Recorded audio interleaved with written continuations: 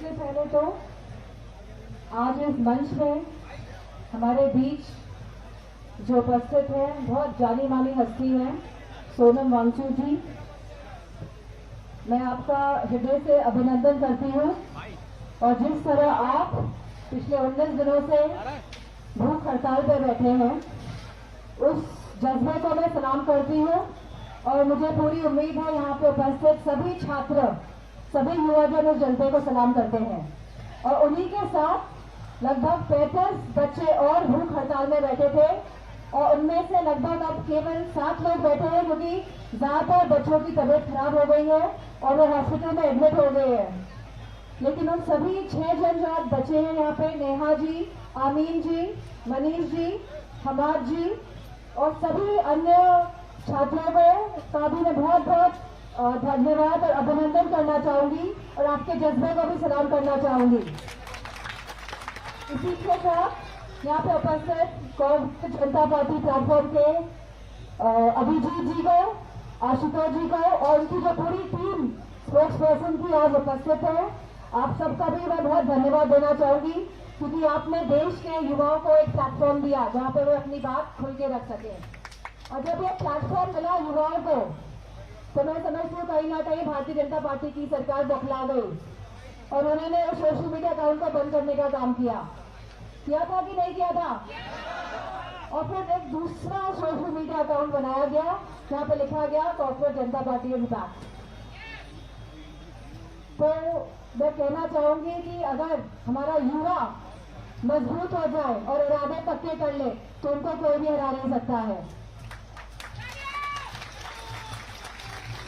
और मैं आपसे ये भी बात कहना चाहूंगी कि राष्ट्रीय अध्यक्ष जी समाजवादी पार्टी के अखिलेश यादव जी और हमारी पूरी समाजवादी पार्टी हमेशा से युवाओं का, छात्रों का समर्थन करती आई है और हमेशा करती रहेगी।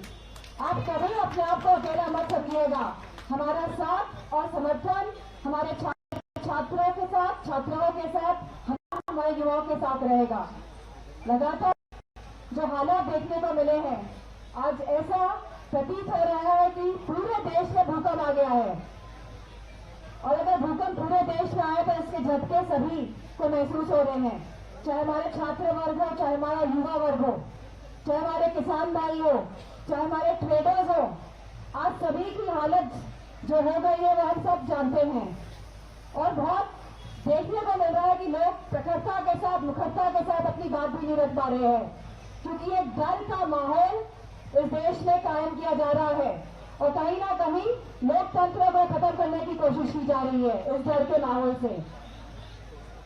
इस जो यहाँ पे जो डेमोन्स्ट्रेशन हो रहा है, इसको भी शुरू में दबाने की कोशिश की गई थी, लेकिन ये आप लोगों का हौसला है, आप लोगों की ताकत है कि इस डेमोन्स्ट्रेशन को ये लोग दबा नहीं पाए। और मैं आपसे कहना चाहूंगी और खास तौर पर मैं सोनम जी से कहना चाहूंगी कि आप यहाँ पिछले 19 दिन से तो हैं बैठे हुए, लेकिन ये सरकार बहुत ही निर्दयी, निष्ठुर, संवेदनहीन सरकार है। इन्हें कोई फर्क नहीं पड़ता कौन जी रहा है, कौन मर रहा है। जब नीट की परीक्षा रद्द हुई, पेपर लीक किए, तो न जाने कितने बच्चों ने सुसाइड किया।